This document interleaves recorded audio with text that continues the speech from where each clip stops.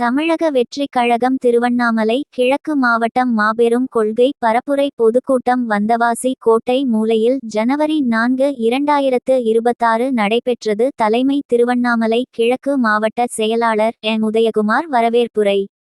S Vasanth Kevin நைனா முகம்மது சிறப்பு அழைப்பாளர் சிறப்புரை நட்சத்திர பேச்சாளர் எஸ் ரமேஷ் மாநில ஒருங்கிணைப்பாளர் ஊடகம் மற்றும் செய்தி தொடர்பு அணி தமிழக வெற்றி கழகம் அவர்களுக்கு திருவண்ணாமலை கிழக்கு மாவட்ட இளைஞர் அமைப்பாளர் மேனலூர் SKM மணி அவர்கள் எஸ் ரமேஷ் அவர்களுக்கு திருவள்ளுவர் உருவ சிலை அன்பளிப்பு வழங்கி கௌரவித்தார். கிழக்கு மாவட்ட தலைவர் எம் உதயகுமார் அவர்களுக்கும் திருவள்ளுவர் சிலை வழங்கப்பட்டது. மற்றும் மாவட்ட நிர்வாகிகள் செயற்குழு உறுப்பினர்கள் மண்டல பொறுப்பாளர்கள் மாவட்ட சார்பு அணிகள் செய்யாறு நகர செயலாளர்கள் மத்திய ஒன்றிய செயலாளர்கள் ஒன்றிய செயலாளர்கள் செய்யாறு ஒன்றியம் அனக்காவூர் ஒன்றியம் வெம்பாக்கம் ஒன்றியம் வந்தவாசி நகரம் வந்தவாசி ஒன்றியம் தெள்ளார் ஒன்றியம் பெரணமல்லூர் ஒன்றியம் தேசூர் பேரூராட்சி மழையூர் ஒன்றியம் அனைத்து நிலை பொறுப்பாளர்களும் கலந்து கொண்டனர். சுமார் பேருக்கு மேலாக நிகழ்வில் கலந்து கொண்டனர். நிகழ்ச்சி முடிவில் நன்றி உரை VR ராஜேஷ் நகர செயலாளர் வந்தவாசி அவர்கள் வழங்கினார்.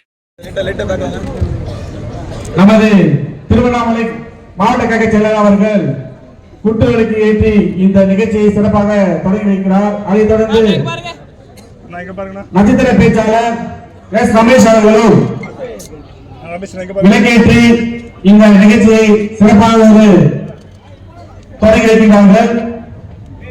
இந்த மாபெரும் கொள்கை பரப்புரை பொதுக்கூட்டத்திற்கு சிறப்பான ஒரு ஏற்பாடை செய்த வருகைக்குள்ள அனைவருக்கும்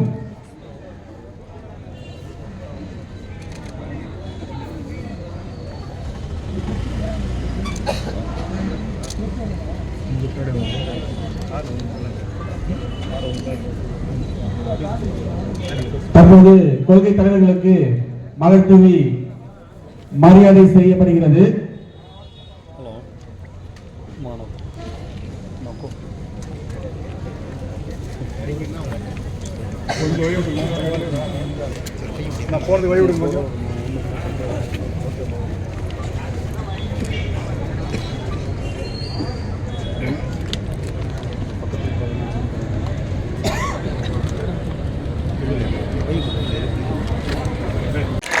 மற்றும் மாவட்ட நிர்வாகிகள் ஆரை Karthi, M Palani, A Murugan, S Saraswathi மற்றும் செயற்குழு உறுப்பினர்கள் K Seetha, D Gunavathi, S Vijayalakshmi, J Shankar, N Paramasivam, N Manikandan, M Raja, R Vinothkumar, M Dineshkumar மற்றும் என் கமருல்லா. மண்டல பொறுப்பாளர்கள் வழக்கறிஞர் அணி ஒருங்கிணைப்பாளர் அண்ணன் எம் ராணா பிரதாப் மற்றும் மண்டல ஊடக இணை ஒருங்கிணைப்பாளர் எஸ் சந்திரமோகன், மண்டல இணை ஒருங்கிணைப்பாளர் ITV பிரசாத், மாவட்ட சார்பு அணிகள் மாவட்ட இளைஞர் அமைப்பாளர் எம் திருவாசகமணி, மாவட்ட தொண்டரணி அமைப்பாளர் AK ஹாரூன், மாவட்ட மாணவரணி அமைப்பாளர் ஜே ஸ்ரீநாத், மாவட்ட வழக்கறிஞர் அமைப்பாளர் எம் உதயசங்கர் மற்றும் மாவட்ட தகவல் தொழில்நுட்ப அணி அமைப்பாளர் எம் மணிகண்டன். மாண்புமிகு திரு விஜய் அவர்களின் நல்லாசையுடன் கழக பொதுச் செயலாளர் திரு என் ஆனந்தண்ணன் அவர்களின் வழிகாட்டுதலின்படி திருவண்ணாமலை கிழக்கு மாவட்டம் வந்தவாசி சட்டமன்ற தொகுதியில் மாபெரும் கொள்கை பரப்புரை பொதுக்கூட்டத்திற்கு தலைமை தாங்க வந்திருக்கும் திருவண்ணாமலை கிழக்கு மாவட்ட செயலாளர் அண்ணன் எம் உதயகுமார் அவர்களே மற்றும் தமிழக வெற்றி கழகத்தின் ஊடக மற்றும் செய்தி தொடர்பு அணி மாநில இணை ஒருங்கிணைப்பாளர் திரு எஸ் ரமேஷ் அவர்களே மற்றும் மாவட்ட நிர்வாகிகள், மாவட்ட சார்பு அணி அமைப்பாளர்கள், நகர செயலாளர்கள், நகர நிர்வாகிகள், ஒன்றிய செயலாளர்கள், ஒன்றிய நிர்வாகிகள், கிளை செயலாளர்கள், கிளை நிர்வாகிகள் மற்றும் பொதுமக்கள் அனைவருக்கும் இனிய மாலை வணக்கத்தை தெரிவித்துக் கொள்கிறேன். பாடுபடுறேன் என்று சொன்னீர்களே, செய்தீர்களா? வந்தவாசி மருத்துவமனையில் தரம் உயர்த்தப்படும் என்று சொல்லி 10 கோடி ரூபாய் செலவு செய்து மருத்துவமனை கட்டி இன்று வரை உட்கட்டமைப்பு ஏற்படுத்தவில்லை. மருத்துவர்கள், மருத்துவ பணியாளர்கள் வருங்கால எதிர்காலம் திரு கிழக்கு மாவட்ட செயலாளர் அண்ணன் உதயகுமார் அவர்களையும் மீடியாவை திறந்தாலே அண்ணன் பேர் தான். நட்சத்திர பேச்சாளர் அண்ணன் ரமேஷ் அவர்களையும் மற்றும் கழக நிர்வாகிகள் அனைவரையும் வருக வருக என்று இந்த கொள்கை விலக பொதுக்கூட்டத்திற்கு வரவேற்கின்றேன். நான் விரைவாக எனது உரையை முடித்துக் கொள்கின்றேன். இரண்டு கேள்விகள் வந்தாவாசி சட்டமன்றத்தை நோக்கி. நான் ஒன்றே ஃபர்ஸ்ட் முதல்வர் எம்எல்ஏ கேட்கின்றேன். வந்தாவாசி சட்டமன்றத்தில் கடந்த 10 ஆண்டு காலமாக நீங்கள் ஆட்சி செய்கிறீர்களே, உங்கள் கட்சி 5 வருடம் எதிர்கட்சி, 5 வருடம் ஆளும் கட்சி. நீங்கள் வந்தாவாசிக்கு என்ன நல்லது செய்திருக்கிறீர்கள் என்று ஒன்று கூறுங்கள். நான் செய்திருக்கிறேன் என்று யாராவது ஒருத்தர் சொல்ல முடியுமா? வந்தாவாசி உணர்ந்துச்சா? இரண்டாவது ஒரு விஷயம், ஐயா முதல்வர் ஸ்டாலின் அவர்கள் வந்தாவாசி தொகுதிக்கு வராதுன்னு சொன்ன உடனே எங்க இருந்துதான் ஆளுங்க வந்தாங்கன்னு தெரியல, வந்தாவாசியை சுத்தி தாசாலை. முக்கியமா ஐயா முன்னாள் முதலமைச்சர் கருணாநிதி அவர்களுடைய சிலை கொடுக்கும் இடத்தில் மினுக்கும் தாசாலை. இதற்கு எப்படி செலவு செய்ய உங்களுக்கு மனது வந்து? நீங்கள் உங்களை நம்பி ஓட்டு போட்ட இந்த வந்தாவாசி தொகுதி மக்களுக்கு என்ன நல்லது செய்தீர்கள்? ஆனால் உங்கள் முதலமைச்சர் வருகிறார்கள் என்றவுடன் நீங்கள் தார்சாலை அமைத்து பலர் என்று வந்தாவாசியை காண்பிக்கிறீர்களே, இது நியாயமா? நீங்கள் தெளிவாக ஒன்று கூறுங்கள், நியாயமா? விளம்பர மாடல். இதுக்குதான் திராவிடத்தை விளம்பர மாடல் என்று நாங்கள் கூறுகிறோம். சரிங்களா? இரண்டாவது, ஐயா எம்பி அவர்களை நான் கேள்வி கேட்கின்றேன். நீங்கள் தலைமையில் இருந்து இந்த வருடம் என்ன செய்து, இந்த வாட்டி வந்தாவாசிக்காக என்ன செய்தீர்கள்? உங்களிடம் என்ன நாங்கள் எதிர்பார்த்தோம்? நாங்கள் எதிர்பார்த்ததை உங்களால் பூர்த்தி செய்ய முடிந்ததா? ஒன்றே கேட்கின்றேன்.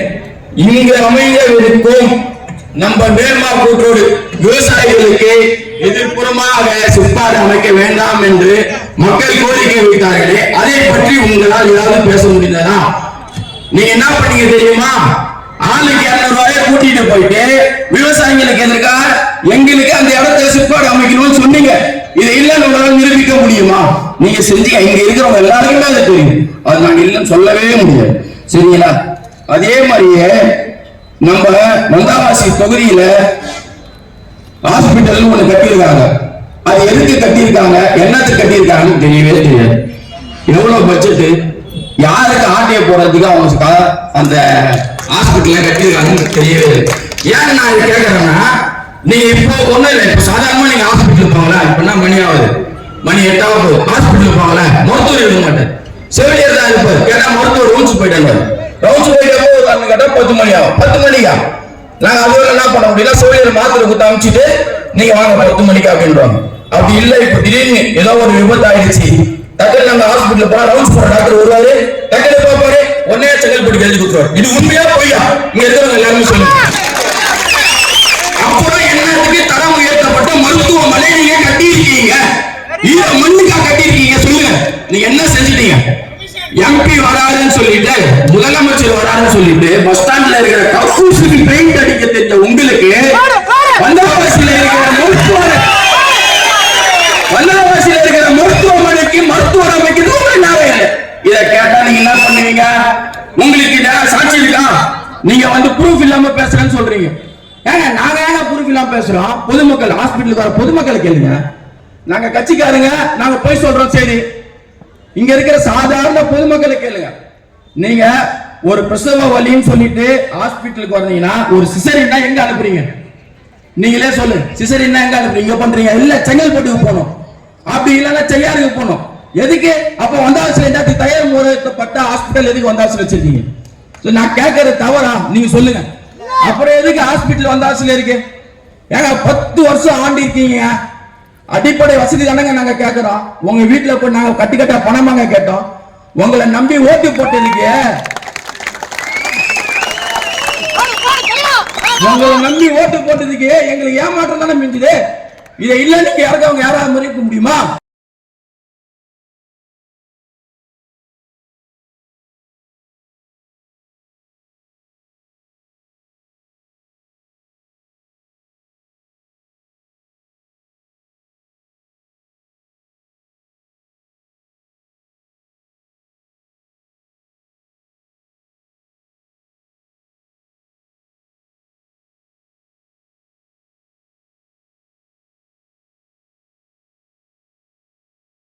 தமிழக வெற்றி கழகம் என்ற கட்சியை தொடங்கிய என் கழக தலைவர் தளபதிக்கு உயர் வணக்கம். இந்த இயக்கத்தையும் தோழர்களையும் வழிநடத்திக் கொண்டிருக்கும் எங்கள் ஆசான் கழக பொதுச் செயலாளர் அவர்களையும் வணங்கி இந்த மாபெரும் கொள்கை இயக்க பொதுக்கூட்டத்திற்கு வருகை தந்துள்ள நட்சத்திர பேச்சாளர் தமிழக வெற்றி கழகத்தின் கொள்கையை தமிழ்நாடு முழுவதும் மக்களிடையே கொண்டு போய் சேர்க்கும் அன்பு நண்பர் ரமேஷ் அவர்களே, கடுமையா உழைக்கிறோம் நல்லா உழைச்சிங்கப்பா. நீங்க 2 பேரும் சேர்ந்து இந்த தொகுதிய சிறப்பு 8 தொகுதி திருவண்ணாமலை இது வந்தவாசி தொகுதி தான் முதல் தொகுதியாக இருக்குது. எதுல? பின்தங்க தொகுதியில. பின்தங்கிய தொகுதியில முதலாக இருக்குது. இத கவனம் எடுத்து இந்த தொகுதி எம்எல்ஏவும் செய்யல, எம்பியும் செய்யல. இந்த துப்புலாக அரசாங்கத்துக்கு மீண்டும் வாய்ப்பு கொடுப்பீங்களா? நீங்க வாய்ப்பு கொடுப்பீங்களா? தலைவர் சொன்ன மாதிரி தீய சக்தியை தீ விட்டு கொடுத்து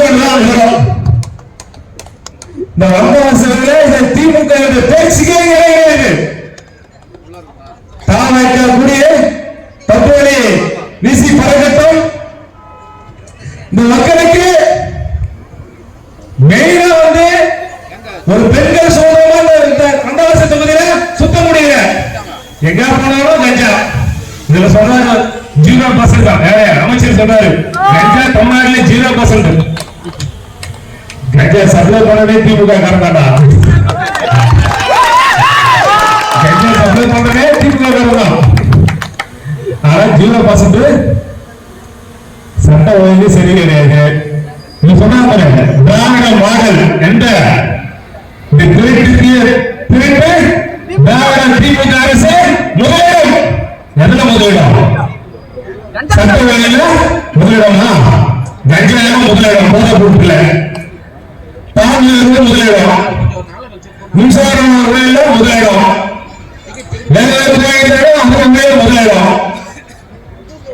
கக்கூசு 1000 கோடி கக்கூசு பொதுமக்கள் போன கக்கூசு போன ஒரே அரசு கேவலமான திமுக அரசு. அவர் வந்தார் முதலமைச்சர் தொகுதிக்கு பேசுறது எதுவுமே கிடையாது. காரணம் என்ன பேசுறாரு? பேசுறது என்ன செஞ்சிருக்காரு? இதே பகுதியில் இங்கிருந்து ஒரு 10 கிலோமீட்டர் 1000 நாட்கள் கலந்து போராடி கொண்டிருக்கும் விவசாயிகளை சந்தைக்கும் நேரமில்லாமல் திமுக அரசு திருப்பி வெளியேறிய கருணாநிதி சிறந்த மட்டும் நேரம் இருக்குது.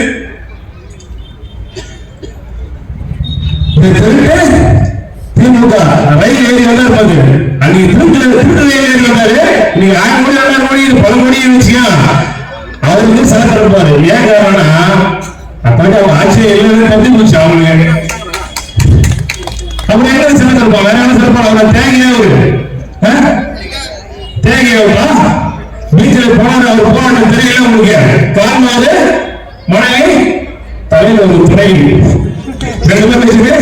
போனார். அவர் போனாரு எங்க போனது அப்படி கிடையாது. உயிரை கொடுத்து தலைவரை பேசும் போராடக்கூடிய தொண்டர் தான் இந்த தாயக தொண்டர்.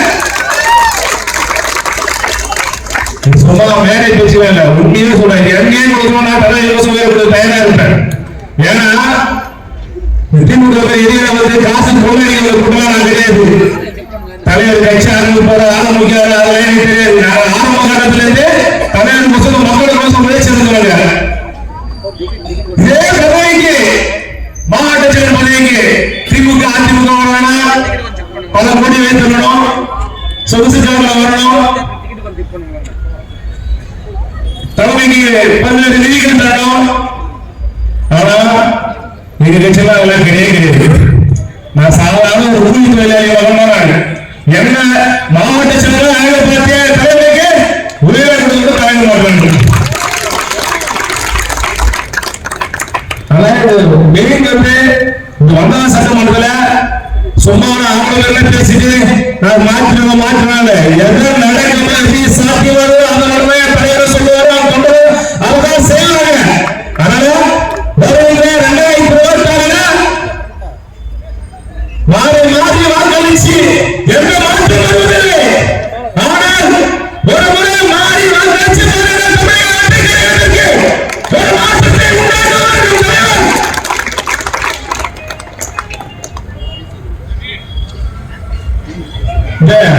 கூட்டம் பிரச்சனை அடிப்படைங்க எதுக்கு நிறைய வச்சு கூட்டம் இவ்வளவு யாரு யார் வச்சு போறாங்க காலேஜ் போட்டாங்க. ஆனா பார்த்தா சிறகுண்டி இவ்வளவு பேர் இல்லை. எனக்கு மகிழ்ச்சியா இருக்கு. 50-70 வருஷம் கட்சி பெருப்பச்சாத்துக்கு போய் தமிழ்நாட்டை தலைகுனிய மாட்டேன். ஏன்னா இவரு தான் தமிழ்நாட்டை கட்டி காப்பாத்திக்கிறாரு. தலைகுனிய மாட்டேன்.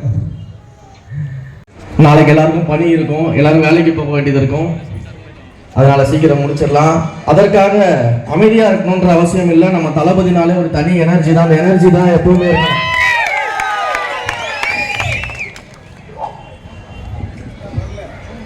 இந்த மாபெரும் கொள்கை விளக்க கூட்டத்தை இங்கே நடத்தி கொண்டிருக்கக்கூடிய திருவண்ணாமலை கிழக்கு மாவட்ட செயலாளர் என் ஆளுநருக்குரிய பாசத்திற்குரிய சகோதரர் திரு உதயகுமார் அவர்களுக்கு அனைவரின் சார்பில் என்னுடைய பாராட்டுகளையும் நன்றிகளையும் தெரிவித்துக் கொள்கிறேன். இங்க இருக்கக்கூடிய முன்னாடி பேசின அத்தனை தோழர்களும் சொன்னாங்க, வாய்ப்பு இருந்தா அண்ணனை சட்டமன்றத்துக்கு அனுப்புவோம், அண்ணனை சட்டமன்றத்துக்கு அனுப்புவோம்னு சொல்லிட்டு நானும் சொல்றேன், இன்னும் கொஞ்சம் அதிகமாகவே சொல்றேன், வாய்ப்பு இருந்தால் நம்முடைய தளபதி நம்முடைய அண்ணனை சட்டமன்றத்துக்கு அமைச்சரவைக்கு அழைத்து செல்வாங்க.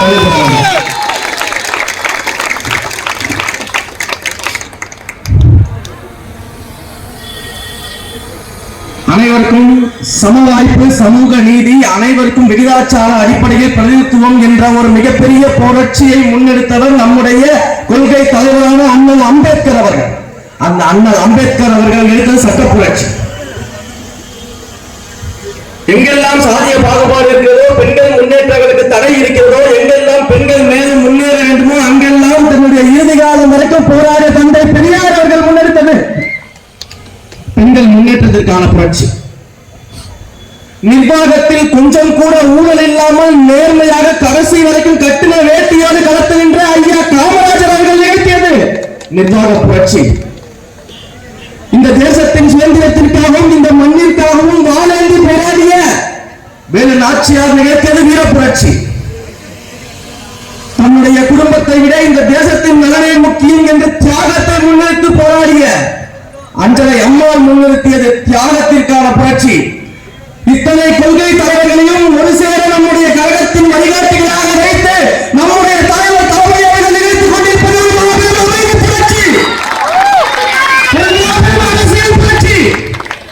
ஒரு மாபெரும் அரசியல் மாற்றத்திற்கான புரட்சி. அப்படிப்பட்ட ஒரு மாபெரும் புரட்சியாளராக இன்று நம்முடைய தலைவர் தளபதி அவர்கள் அரசியல் களத்தில் கலந்து கொண்டிருக்கிறார். இப்படிப்பட்ட ஒரு கொள்கை கூட்டம் இங்க இருக்கக்கூடிய அனைவரும் சொன்னது போல இந்த கூட்டத்தை இங்க இருக்கக்கூடிய திமுக கூட்டமா அப்படின்னா பல லட்சம் ரூபாய் செலவு செய்தால் இந்த கூட்டத்தை கூட்டியிருக்க வேண்டும். ஒரு ரூபாய் கூட செலவு செய்யாம இவ்வளவு பேரை இங்கே அனுமதி அமர வைத்திருக்கக்கூடிய பெருமை எங்க யாருக்கும் சேராது. பின்னாடி இருக்காரு பாருங்க அண்ணன் தலைவர் தளபதி அவருடைய ஒற்றை முகத்திற்காக வந்த கூட்டம். எல்லாரும் சொல்றாங்க 2026 நீங்க ஆட்சி அமைச்சிருங்க, 2026 தலைவர் முதலமைச்சர், 2026 தமிழக வெற்றி கழகம் தான் ஆட்சி கட்டளை அமரும். எப்படி ஒரு 2வது கட்சி தைரியமாக பேச முடியும் அப்படின்னு கேட்கிறாங்கல்ல. ஒரே விஷயம் தான், இன்றைக்கு ஒவ்வொரு வீட்டிலும் ரேஷன் கார்டு மட்டும்தான் தலைவர பேர் இல்லையே தவிர அவருடைய அண்ணனாக, தம்பியாக, தங்கையாக, அக்காவாக, தாயாக, தந்தையாக ஒவ்வொரு குடும்பத்திலும் இந்த தலைவரின் சொந்தங்கள் இருக்கிறாங்க. திமுகவுடைய எம்எல்ஏ, எம்பி, மினிஸ்டர்ஸ், அங்க இருக்கக்கூடிய திமுகவுடைய கழக நிர்வாகிகள், உறுப்பினர்கள் இருக்கிறாங்க. அங்க இருக்கக்கூடிய இளைய சமுதாயம் இன்றைக்கு தளபதியை வாக்களித்து 2026 முதலமைச்சராக தேர்வு செய்ய தயாராயிட்டாங்க. சரி, கொள்கையை பேசுறோம். இந்த கொள்கையின்படி இருக்கக்கூடிய கட்சிகள் நிற்கிறா, இங்க இருக்கக்கூடிய கட்சிகள் இந்த கொள்கையை பாதுகாக்கிறா அப்படின்னு கேட்டா என்ன புதிய கொள்கையை வச்சிருக்கீங்க? எல்லா கட்சியிலும் இருக்கிறத நீங்க பேசுறீங்க. திமுக காரங்களும் மதச்சார் பெண்மணி சொல்றாங்க, சமூக நீதினு சொல்றாங்க, அதிமுக காரங்களும் அதைத்தான் சொல்றாங்க, மற்ற கட்சியும் அதான் சொல்லுது. எல்லா கட்சியும் சொல்லுங்க. அந்த கொள்கையை செயல்படுத்தினாங்களா? அந்த கொள்கையின் அடிப்படையில் திட்டங்கள் கொண்டு வரப்பட்டுச்சா? அந்த கொள்கையின் அடிப்படையில் மக்கள் பயன்பெற்றார்களா? அந்த கொள்கையின் அடிப்படையில் மக்கள் இங்கு நிம்மதியாக வாழ்ந்து கொண்டிருக்கிறார்களா அப்படிங்கிறத கேள்வி. அப்போ இவர்கள் பெயரளவில் மட்டும் கொள்கையை வைத்துக் கொண்டு அந்த கொள்கையை எல்லாம் கொன்று குழிதோண்டி புதைத்து விட்டால் அந்த கொள்கைகள் என்ன செய்யும்? தன்னை தாங்கக்கூடிய வலிமை படைத்த ஒரு தலைவரை தானே உருவாக்கிக் கொள்ளும். அப்படிப்பட்ட தலைவர் தான் நம்முடைய தலைவர் தளபதி அவர்கள். இந்த கொள்கைகளை நாம் உயர்த்தி பிடிச்சிருக்கோம். இந்த கொள்கைகளில் இருந்து ஒரு காலமும் கொஞ்சமும் விலகாமல் மக்களுக்கான ஆட்சியை கொடுப்பதை நாங்கள் தயாரா இருக்கோம் சொல்றேன். இதுக்கு இவ்வளவு பெண்கள் உட்கார்ந்து இருக்கீங்க, எவ்வளவு நேரமா நீங்க இந்த உட்கார்ந்து என்னுடைய விளக்கங்களையும் கேட்கறீங்க, இந்த தொகுதியின் பிரச்சனைகளை கேட்டுட்டு இருக்கிறீங்க. இந்த திமுக இந்த பெண்களை எப்படி எல்லாம் ஏமாத்துச்சு அப்படின்னு பாத்தீங்கன்னா இந்த திமுக எந்த அளவுக்கு பெண்களுக்கு உரிமை கொடுக்குது அப்படின்னு நம்ம பார்க்க முடியும். சரி, இந்த ஆட்சிக்கு வரும்போது இதே திமுக சொல்லிச்சு ஒவ்வொரு வீட்டிலும் இருக்கக்கூடிய குடும்ப தலைவிகளுக்கு 1000 ரூபாய் கொடுப்போம் என்று வாக்குறுதியை கொடுத்துட்டு இந்த திமுக ஆட்சிக்கு வந்து நீங்க எல்லாம் வாக்களிப்பு தேர்ந்தெடுத்தீங்க. இதே திமுக ஆட்சிக்கு வந்தவர்கள் என்ன சொல்லிச்சு? தகுதி வாய்ந்த குடும்ப தலைவிகளுக்கு மட்டும்தான் 1000 ரூபாய் கொடுப்போம். தகுதி வாய்ந்த குடும்ப தலைவிக்கு மட்டும்தான் 1000 ரூபாய் கொடுப்போம். அது எப்படி இந்த தகுதியில் திமுக இருக்கக்கூடிய பெண்களுக்கு மட்டும்தான் இருக்குமா? சாதாரண ஏழை எளிய பெண்களுக்கு இருக்கிறதா? அப்ப தேர்தலுக்கு முன்னாடி அனைவருக்கும் 1000 ரூபாய் என்று சொல்லியிருக்கு. தேர்தலில் ஜெயிச்சு வந்தவங்க தகுதி வாய்ந்த பெண்களுக்கு மட்டும்தான் 1000 ரூபாய் சொல்லி பொய் சொல்லி வாக்களித்து இன்றைக்கு ஆட்சியாக இருக்கக்கூடிய திமுக இப்படி பெண்களை பாதுகாப்போம், எப்படி பெண்களை பாதுகாப்பார்கள்? அப்ப இதே தொகுதியில 2026 சட்டமன்ற தேர்தலில் உங்களிடம் திமுக வந்து வாக்கு கேட்கும் போது தகுதி வாய்ந்த மகளிருக்கு மட்டும்தான் 1000 ரூபாய் சொல்லி கொடுக்கலையே, உங்களுக்கு ஓட்டளிக்கக்கூடிய தகுதி கிடையாது, நீங்க தகுதி வாய்ந்த கட்சி கிடையாது, எங்கள் வாக்குகளை பெறக்கூடிய தகுதி உங்களுக்கு கிடையாது. திமுக தலைமை இருக்கக்கூடிய பெண்களுக்கு இருக்கிறது. சரி, பெண்கள் பாதுகாப்பு பத்தி பேசுறாங்க.